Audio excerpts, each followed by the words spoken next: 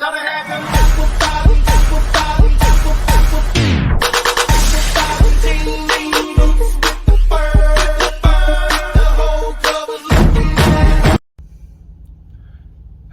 everybody, it is Phil from Walmart, Right Lane Trucking coming at you. Hey, it is Sunday night. It is my hump day. Hump day. Now, if I extend, that kind of is a moot point because I'll have 3 more days instead of only 2. But right now it is my midweek. And we'll see if they need me to extend over or if I have the hours to go ahead and do so. But I just want to come at you tonight, let you know my day and what I did today. So, believe it or not, I started my day in Nyack. I ended my day in Nyack. So, I'm back here in Nyack again 2 nights in a row. But that's okay. It's 80 miles from McCarran, and then I'll be there for my load for tomorrow. So what did I do today? So last night I left you. I had a load for Carson City, Nevada. I said I was the second truck, which had to be there by 4 p.m. And I told you I would be there probably hecka early for that, and I was there early. I started my day at 7:35. I got to Carson City, Nevada at 9:23 this morning. The other driver, the first driver, was already there. Matter of fact, I think I passed him. He was going the opposite direction. There's 2 stores, I believe, in Carson City, and I think both the drivers that went to one to each store were heading back as I'm heading towards my store in Carson City. So anyway, I got there. The other driver had already backed his trailer up to the dock and left a note saying first truck on it. And there was still one more dock available, so I went ahead and backed up to the other dock. Left my paperwork at the back, and the problem is there were no empties. Remember I told you that there was going to be an issue with empties getting out of there. So you'll see in the title, control or maintain your own destiny, right? So I drove around, I looked at the grocery dock because I had a GM load, so I went to the grocery dock just to see. I thought there was a trailer there, and sure enough there was a trailer at the grocery dock. And so I parked in front of it and then knocked on the door, and the associate said it's full of pallets. Well, normally you bring back an empty unless you got something else going on. So my dispatch would have said I had an empty to bring back to McCarran with me. I'm controlling my destiny. I'm not going to bring back an empty. I'm going to bring back those pallets. Now, here at Walmart, we don't usually, and I don't know how it is across everywhere else, but in our area, we don't take our wooden pallets from the stores back to the DCs. So obviously the DCs are loading the product on wooden pallets, stacking them up, shrink wrapping them, putting them in the trailers, and then when we get to the stores, they unload them, and then they have all these pallets. And over time, they collect. And then what they'll do is they'll load the pallets up into a trailer and then make a phone call to request a pickup of that trailer with all the pallets. So I talked to Holly there at the associate, and she's like, yeah, I just called it in just a little while ago. And I'm like, huh, okay. So I made a phone call. I called our centralized dispatch called The Rock. And The Rock told me instructed me to go ahead and call Red Bluff and have them dispatch me with this trailer. Now, so it's got pallets in it. And in Sacramento area, West Sacramento area, we have a yard that we take trailers with pallets. In Nevada, a mile away from the DC, is another one of those locations where we take trailers with pallets. It's called ProPack. And sure enough, I said, hey, can I go ahead and take this trailer to ProPack? And initially he was going to set me up to go to SAC. I'm like, no. I'm in Nevada. I need to take it to McCarran, the ProPack in McCarran. And so he rerouted it to McCarran. So when I say control my destiny, I got a arrival drop and a hook at that store in Carson City. I take that trailer to ProPack, I get another arrival drop and a hook, and then go up a mile and get another arrival drop and another hook for my loaded trailer that I'm taking back over to the Central Valley in California. Control my destiny. So instead of taking an empty and just getting an arrival drop in McCarran, I got an extra arrival drop and an extra hook just by saying, hey, let me take this pallet trailer on the way 1 mile away from the DC and I will drop this off for you. Acting like the hero, but I'm really thinking about the bottom line. So I had a good day. I had that. So arrival hook, arrival drop hook, arrival drop hook, arrival drop hook. That's 6 activities. Then they gave me a trailer with 3 stores. So I was able to do an arrival, live unload, a stop, live unload, another stop, another live unload, and then come back. Now, I didn't get all the miles I want. You know, I've been telling you I want 500, especially on weekends. I want 500, 500, 500. I didn't get them all. I got 458. And could I have gotten it if I didn't do that ProPack? Maybe. So kind of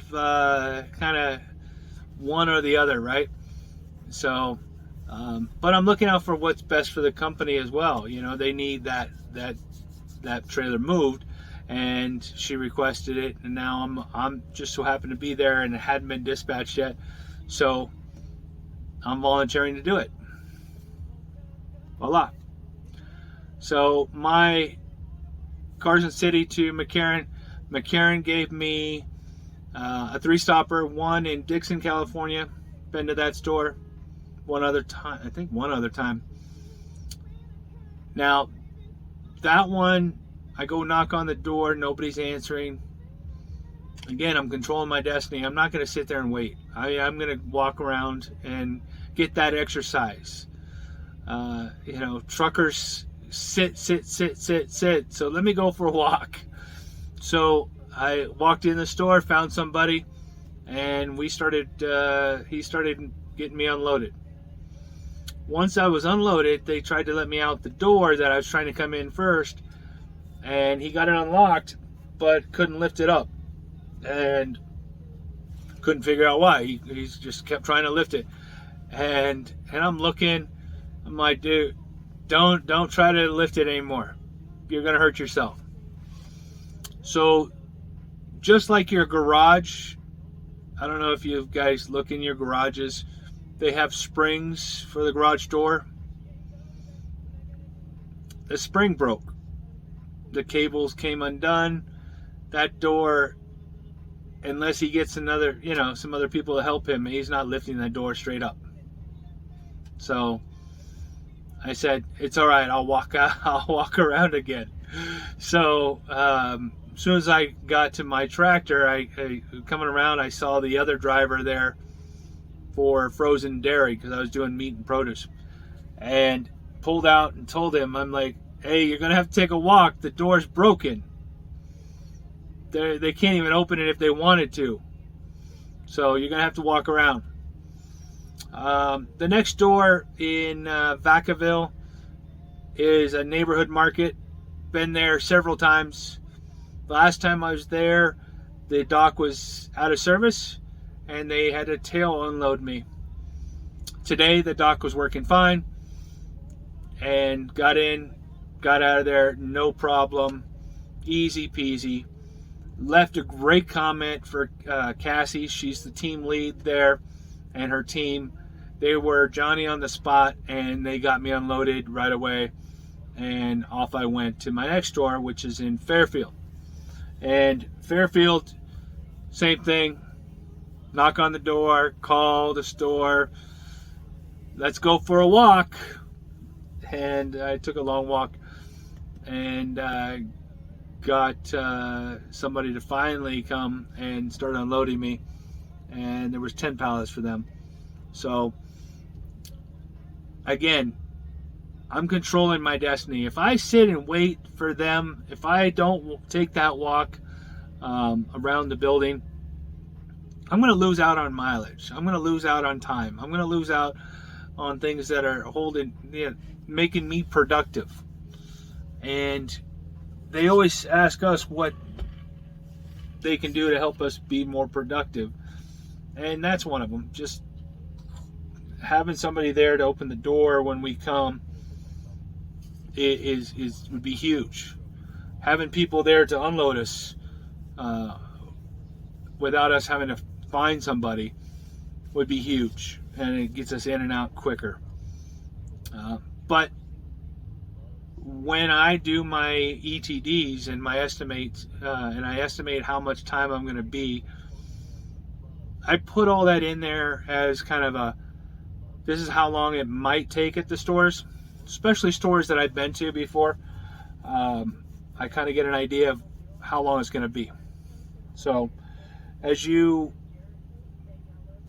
you're thinking about Walmart, this is what you'll have to think about, is how long does it normally take at this store? Will I have to find somebody? Is it a neighborhood market? Neighborhood markets mean that most of the associates are out on the floor and they're stocking or they're doing some other things, and they don't have the staff to sit and wait at the back dock, or they just don't have the volume to justify having people back there all the time. So you've got to be a little more forgiving on that. And I do. I go find somebody. I'm not going to wait, though. I want to get unloaded so I can go to the next store.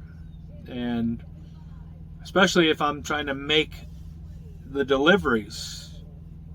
I don't mind overnighting at the stores, my last store, or getting to somewhere where I can overnight and whatnot, but I need to make those deliveries. That's what they're counting on us to do.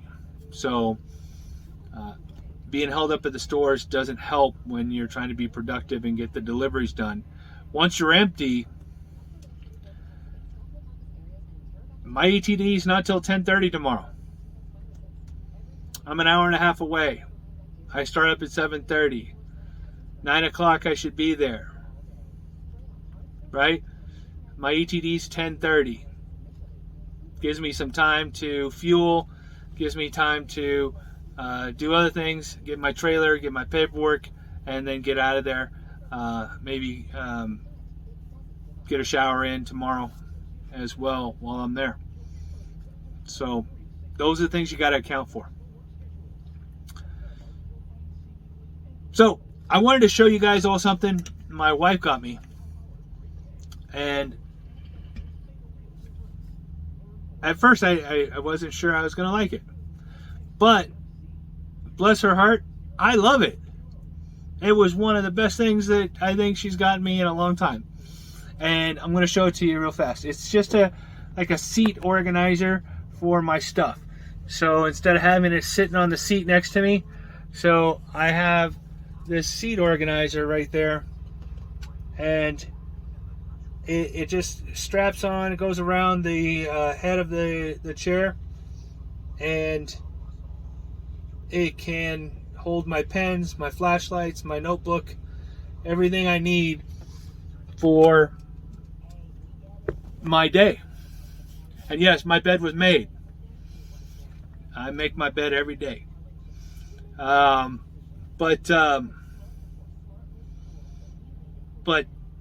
I just started using it this week, and it's got everything. It's got I can put glasses in there. I can my eyeglasses, then my sunglasses. Thank you, honey. I appreciate it, and it's probably one of the best things, and it keeps me organized. So, what I want to talk about today, as far as safety topic goes,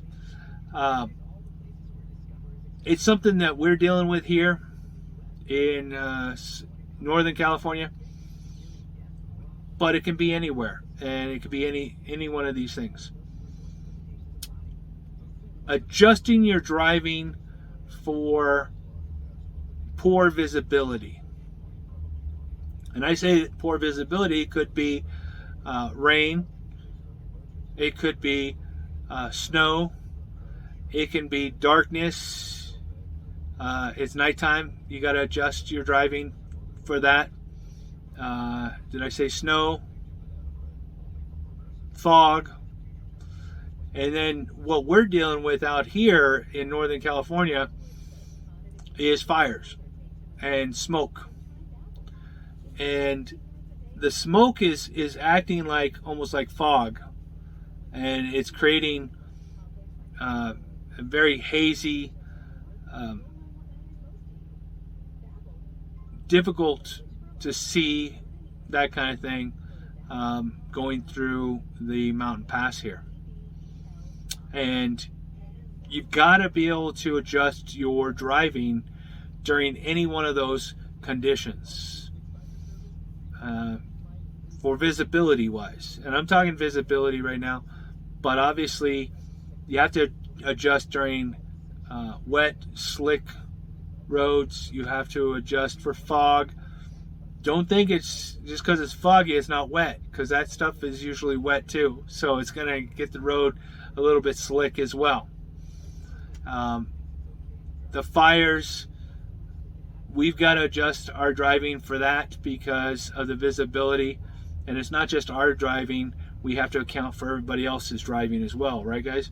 So when they are driving erratically in those kind of weather conditions or visibility conditions, so make sure that you are looking far enough ahead and that you can see far enough ahead. And if you can't, you need to slow down so that you can see and have more stopping distance in front of you, so that if something pops up, that if you're going slower, you don't have to, it won't take as long to stop.